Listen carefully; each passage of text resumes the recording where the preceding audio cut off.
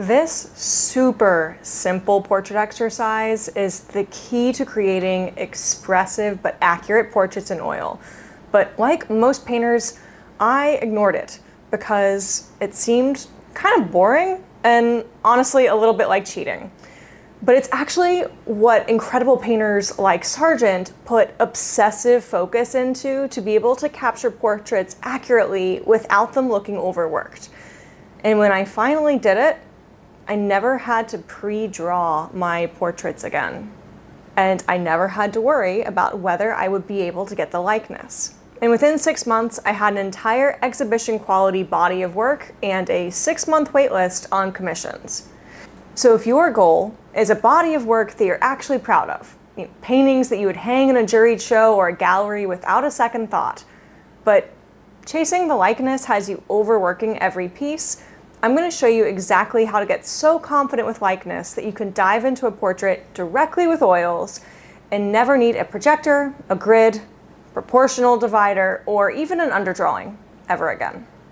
So what is this boring exercise? Well, set up a portrait reference on the left side of your notebook and draw it on the right.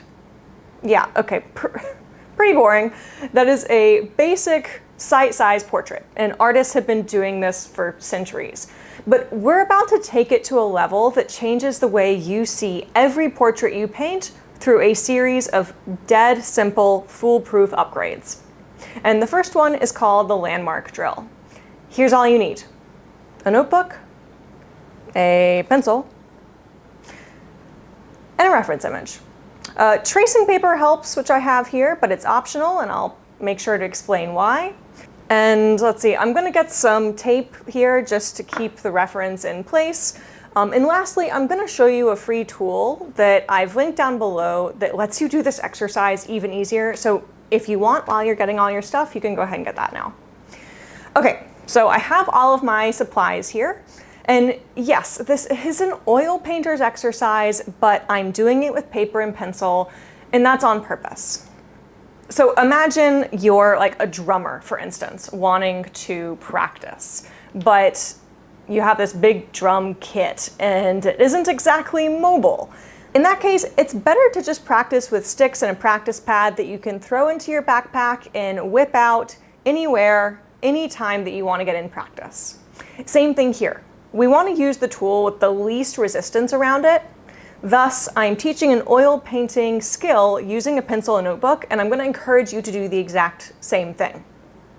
All right, now before we go any further, I do want to talk a little bit about the choice of reference real quick.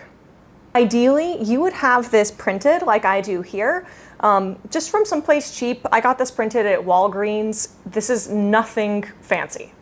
And I want it to be smaller than half the size of the notebook that you're working on.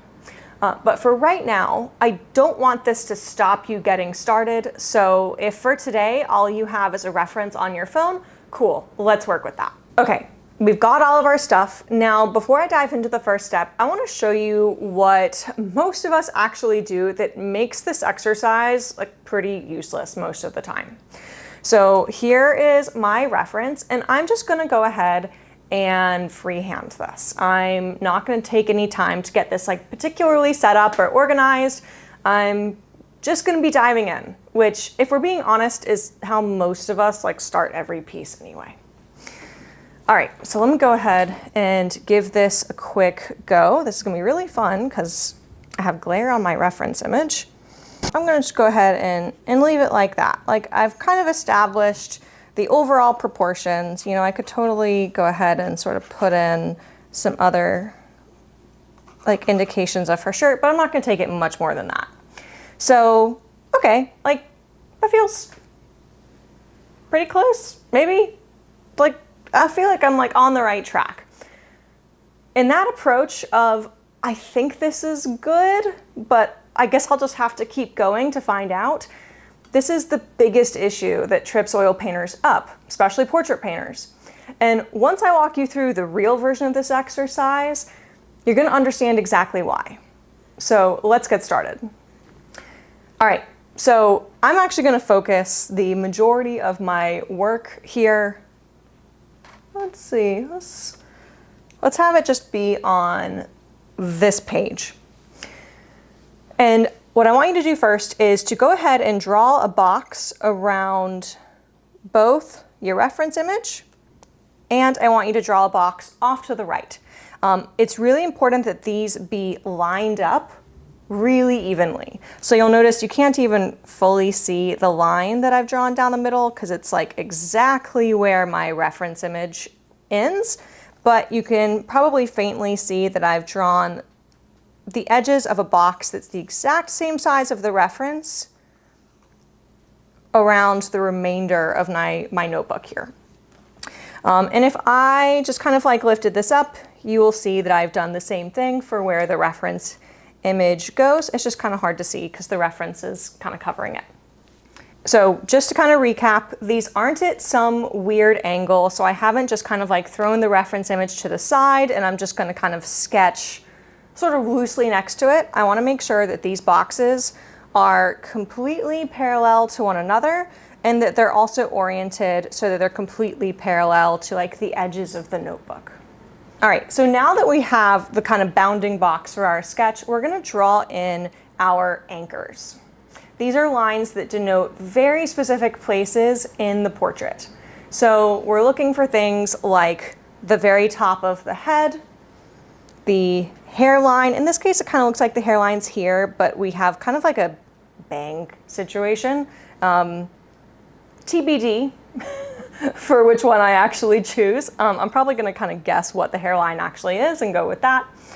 But then we have like the brow line, the eye line, the bottom of the nose, the crease of where the lips meet, the bottom of the lower lip, the bottom of the chin. And we can also look for, key landmarks that are going to land vertically. So we can look at the very sides of the head or the hair, kind of like the farthermost edge of the head or hair. And we might look for something like the general slope of the shoulder as well, which is going to be different in every portrait. Sometimes this reads as a diagonal like it does here. Sometimes it's going to feel like a more horizontal landmark. That tends to be like what my shoulders look like, for instance. All right, so I'm going to go ahead and put these in, and I'm going to sit like a child to do it because I'll tell you a secret. I filmed this so that you don't see any glare on the reference image. I see a ton of glare on this, so I kind of need to get a little bit over top of it. Whatever. Okay, so if I line this up, this looks to be about where the top of the head would be. This, I think, kind of corresponds. I'm going to say like these dark marks are the hairline, even though, again, we have this kind of bang situation. Interesting because we don't really see a brow here on this side, or at least it's very faint, so I'm going to have to get like a little bit creative. And I'm just, for the eye line, I'm looking to kind of draw an imaginary line that would intersect all of the corners. And one thing I notice is when I do this, I'm starting to notice a little bit of a tilt to the head that I wasn't really tuning into before. So I'm going to try and put these in at roughly the same height. I'm going to try and capture a little bit of that tilt. I'm also going to allow for some of these other lines to kind of follow suit. So they're roughly running parallel to one another. Here I have the bottom of the nose. Here's going to be the crease of the lips, lower lip. I think for the chin, I'm going to go with where the cleft is, not the bottom of this shadow. All right, so we have all of these lines. Let's go ahead and start to make a little bit more sense of them. And to do this, I'm going to make sure I get some of those vertical anchor points or landmarks as well. So first thing I'm going to notice is just the distance from the leftmost part of her hair to the edge, and I'm going to use this bounding box to help me find that point. Again, I have like about this width to the rightmost part of her hair. The point of her shoulder is going to go about there on the right and about here on the left. Then I can start actually thinking about like, what is this kind of triangle shape that's being created on the left? And then also like, what is this triangle shape that's being created on the right? And I can use that to find the overall kind of trajectory of the edge of her head. But what I'm noticing as I'm doing this is I'm having a little bit of trouble identifying exactly where these landmarks are because there's just a lot happening in this particular painting. So to make this a little bit easier, this is where your tracing paper is going to come in. So I'm going to do is I'm going to lay this directly over my reference. And the very first thing I'm going to do is I'm going to go ahead and indicate just like where are the edges of this reference. This is going to make this super easy later, and you'll see why. So I'll go ahead and draw my box.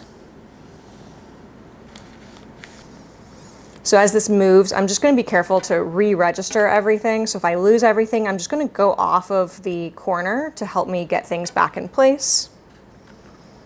Then really carefully, without hopefully kind of shifting the paper, I'll get this left-hand edge. And then I will get the very bottom. Okay. So I now have the registration lines for this. I can go ahead and make sure that they look like they're matching. I'm gonna get this as close as I reasonably can. All right, and then I'm going to repeat this exact same process. And the basic idea is that the tracing paper is going to help me to remove some of the visual noise and make slightly easier decisions. So let's see. That's kind of the overall top of the head, although technically that's like the highest point. I'm gonna say this is the hairline. If I really want to, I can kind of indicate like, hey, this is where the bangs are sitting. Really important as I do this to not lose how all of this lines up. Here's gonna be the brow line. And then again, we kind of get to this interesting thing that's happening with the eyes. I'm going to go ahead and indicate the bottom of the nose. The crease of the lips as captured by those two corners of the mouth. Here's the bottom of the lower lip. Here's that cast shadow. Here's the bottom of the chin. And here's where this can get super helpful, is I can use this to help me to find these big diagonals and start to simplify contours of the head. And in fact, I can make this even simpler if I just kind of connect this. And I can even kind of envision that line going all the way to the edge. That can be a really helpful way to simplify this further. And then all I'm really missing here is just going to be the edge of that shoulder. And just because I can go ahead and get where this collar is sitting. And now, you know, with just like a couple of moments, I have captured kind of the essence of this particular sketch. And now I can actually use this to make finding some of those key landmarks even easier. And if using tracing paper makes you worry that like, oh my gosh, maybe this is cheating, don't. We are not about to actually trace this. All we're using it to do is to filter out this information. So rather than thinking about copying this Sargent portrait, all I have to do now is just think about copying these lines. That's it. So one mistake I have made, not in my drawing, but in my setup, is that I have this big old sheet of tracing paper. And this thing is moving around like crazy. And so if I had been like a really smart person, I would have just started by tacking this down. And While I can't say planning ahead was my strong suit in this, I can at the very least say that my adaptability is a strong suit. So I'm just gonna go ahead and tack this down. And now I can sketch without worrying I'm gonna lose this. All right, so now I can go ahead and use this to actually clean up the rest of this. So for instance, I can see that this big diagonal I'm looking at, it kind of looks like it happens on like this overall thrust. I also think that this line of the shoulder actually like started higher than I was giving it credit for.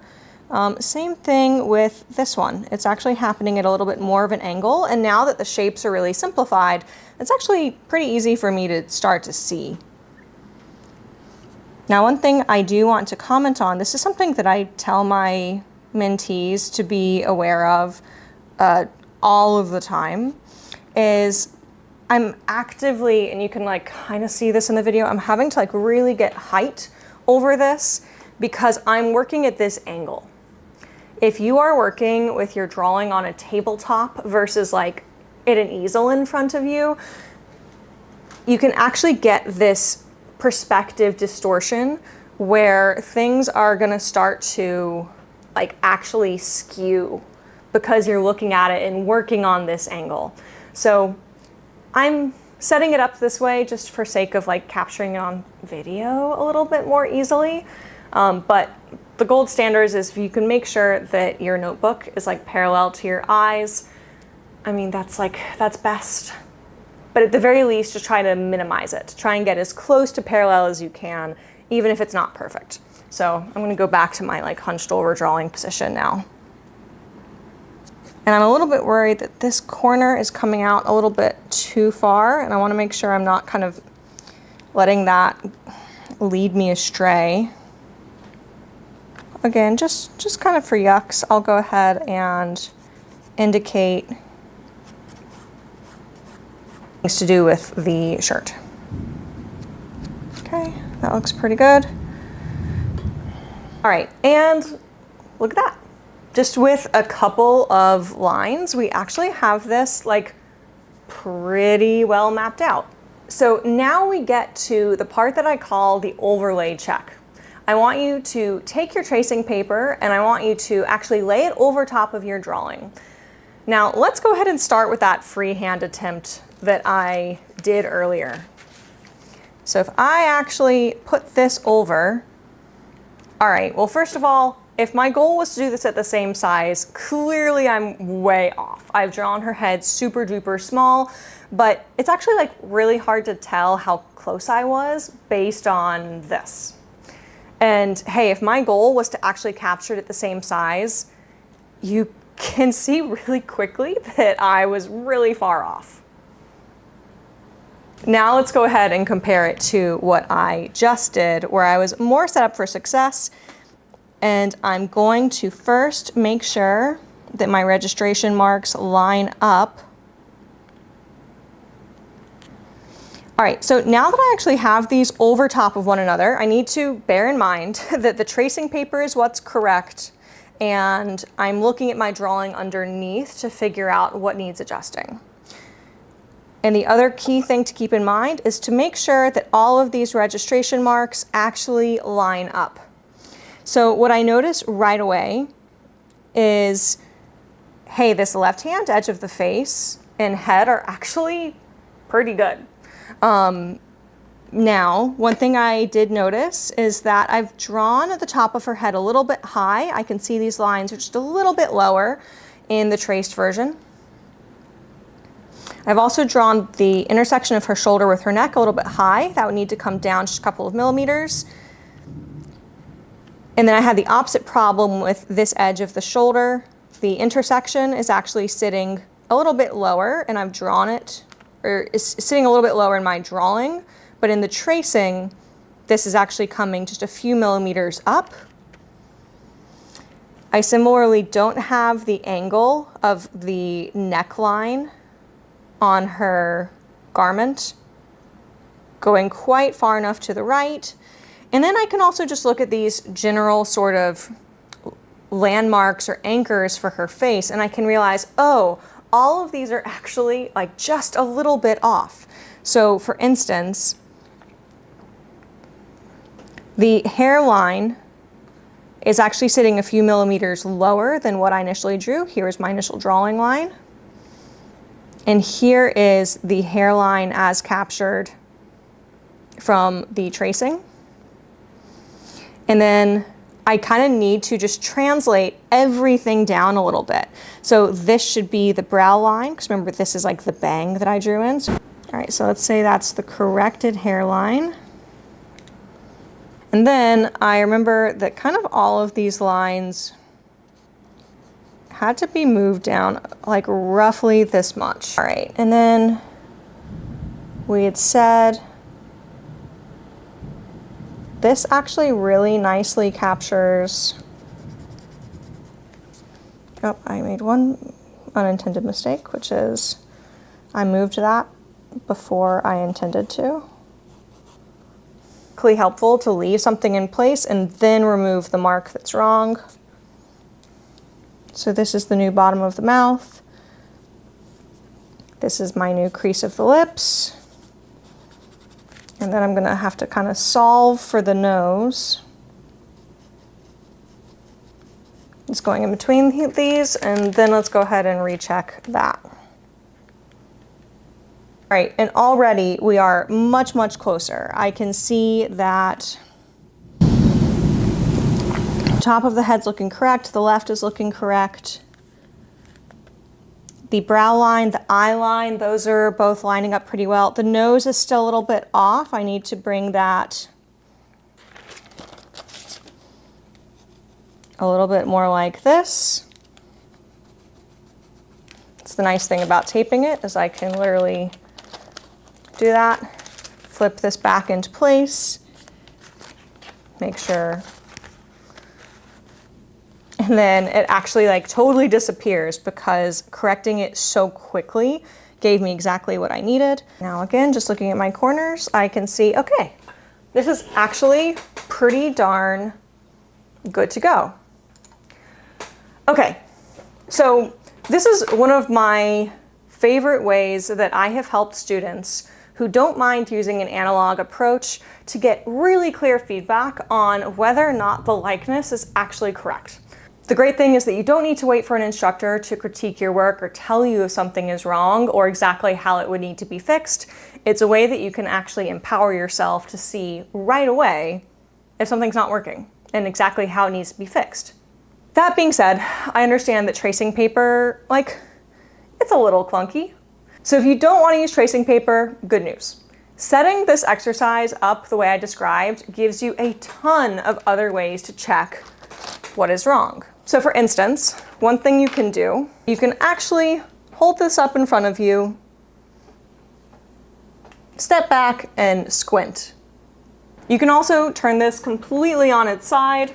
Here, I'm just going to go ahead and put this up on my easel. So for instance, and you don't actually need to see how this lines up, you just need to see the general principle. I can put this up on its side on my easel, and I can literally just hold my pencil, and that can serve as a plumb line to allow me to see if those landmarks are actually lining up. You can also flip your notebook upside down, and you can draw your landmarks without having to get distracted by trying to make it look like a person. One other cool thing, so I'm actually going to use this phone here as a mirror. And I'm going to hold up my image, and I'm going to align the phone with the side of my face, and I can actually look at a mirrored image of both my setup, my reference, and my drawing. Or if I don't want to look at it reflected on its side, I can put it just above my head, and I can look up into the phone to see the reflection of both of these things. Right, so that gives you a lot of tools to play with, but I love doing the tracing paper overlay check because all we've put down is lines, and correcting those lines takes like 4 seconds because there is zero guesswork, which is exactly the fundamental flaw that gets oil painters stuck in the first place and makes mastering portrait painting in oils so freaking hard. Because painting, unlike, playing a violin or shooting a basketball, you almost never get clear and immediate feedback on whether you're doing something right or wrong. Think about it. Say you're playing a song on the violin. If you hit the wrong note, you know right away, and then you can fix it right away. But painting gives us none of that. How many times have you started a piece, finished your block in, and thought, oh, okay, I think this is good enough to keep going, and I'm just gonna have to keep painting to figure out if I made any errors. That's the problem. And this isn't just my theory. Instead of going to art school, I studied behavioral research, and the science on skill building is really clear. Without immediate and clear feedback, repetition doesn't turn into learning. You're just logging hours. And here's what it costs us. You make a small error at the beginning when everything is simple and trivially easy to correct, and instead of catching it, you just keep going, kind of like I did in this version up here. And before you know it, you've painted the most extraordinary eye in the wrong place. And now you have to scrape this entire section, redo it, and hope you can recapture the magic a second time, which, let's be honest, we rarely do. Most of the time we just end up making mud. So this is exactly what happened with my student George. He went to art school decades ago, and now that he's retired, he's coming back to oils, but it's been so long he felt like he was practically starting over. And when he came to me, his oil portraits looked like this as a result, and his progress felt super duper slow. So I gave him this exercise with instructions to check it exactly this way. And the very next time we chatted, his portraits looked like this. That's what immediate feedback does. But you might be thinking, okay, I'm starting to see how this could help, but what if I don't have tracing paper, or what if I want to do this in paint, where I can't exactly lay tracing paper over a wet canvas? Well, I actually built a tool called Sitewise for my students for exactly this purpose, and I'm going to share it with you. There's a link down in the description. It works whether you're working in pencil, charcoal, oils. Think of it as this overlay check, but for wet paint. So let me show you how this works. Here it is. So we're going to go ahead and start by loading up our reference image. You can see this is the first prompt in the tool. All right, so I have a photograph of my printed reference. I'll go ahead and open that up. And the first thing it's going to ask is whether this is a digital image or a photo of the reference. And all that's really trying to get at is essentially, is there extra background that needs to be removed? In this case, we do have some background because this is a photo. So I'm going to go ahead and select it's a photo of the artwork and hit continue. Now the very next thing it's going to ask is for me to identify the corners of the reference.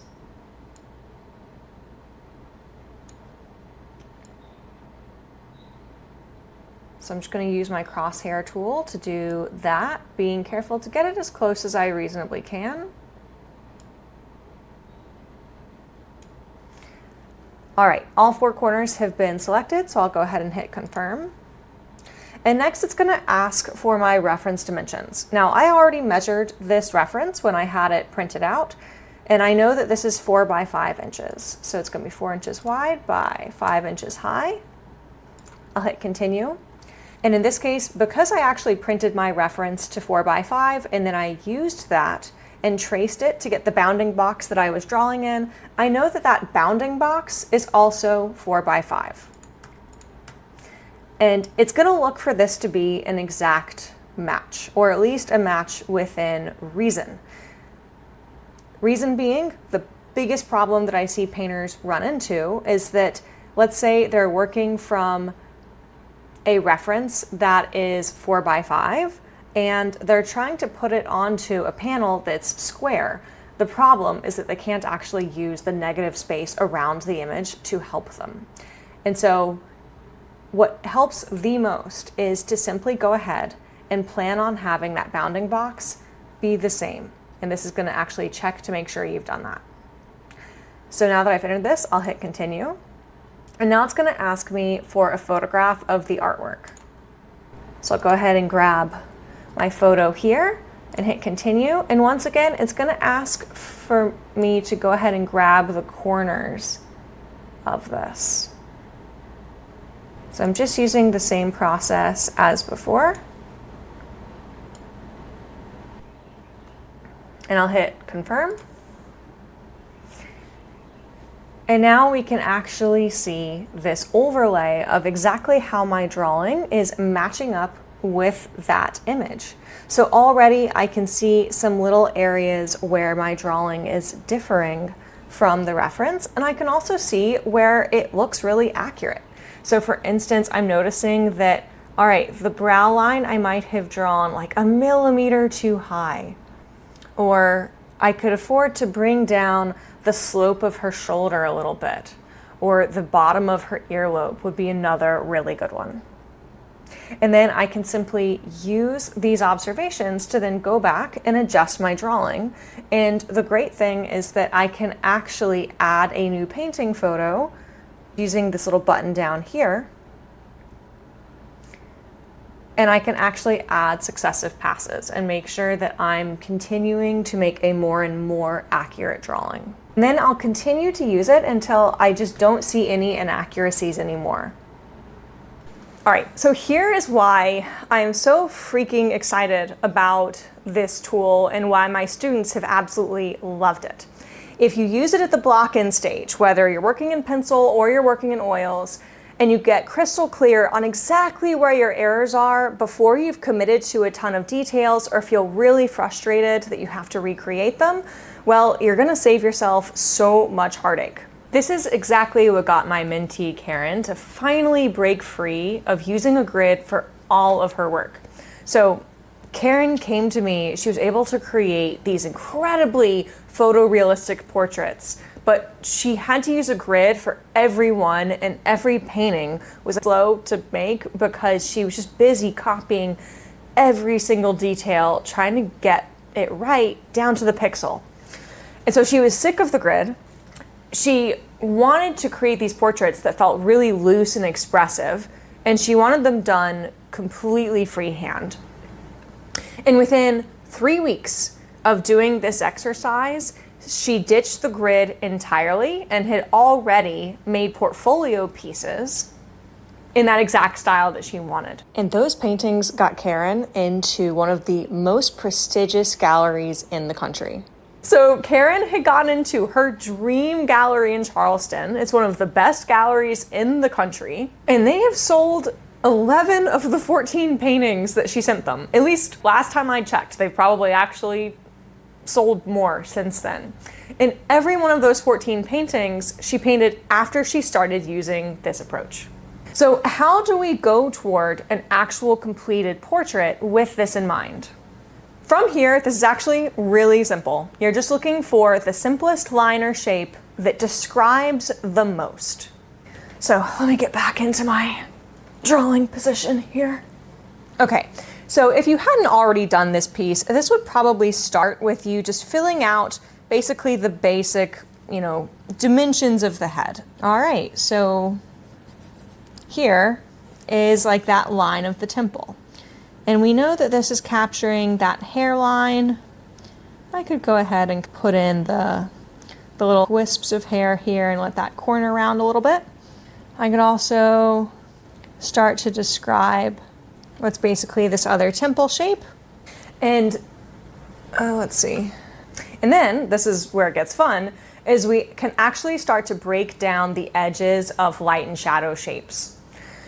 And what I can now do is essentially just continue to use my Sitewise tool to help me bring this to a finish. Now, here's why this matters so much. The number one question I get about my portrait painting is, how do you do all of that without a drawing underneath? And the answer is because I've trained myself to block in a painting just this simply. That means that if I get something wrong early, The correction is super simple, and I can make that correction without creating a big pile of mud on the canvas. And that's why this incredibly simple, maybe even boring drawing exercise is so transformative for oil painters. Here's how you turn this into a big breakthrough when it comes to your own mastery of portraiture. We've got to get you doing this a whole bunch. And that's the real reason that I told you at the beginning to do this in a sketchbook. No setup, no cleanup, it's portable, which means you'll probably put in 100 times more repetitions if you're just using a sketchbook than you ever would with your oil paints. Not to mention, this is a lot cheaper, and I know plenty of oil painters with no financial concerns whatsoever who still hate the idea of wasting a panel or a canvas for something that's just an exercise. But if you want to take this to the next level so you can compose original portraits that stand out and turn that into a series of finished paintings that you're proud of, you need to go ahead and watch this video right here.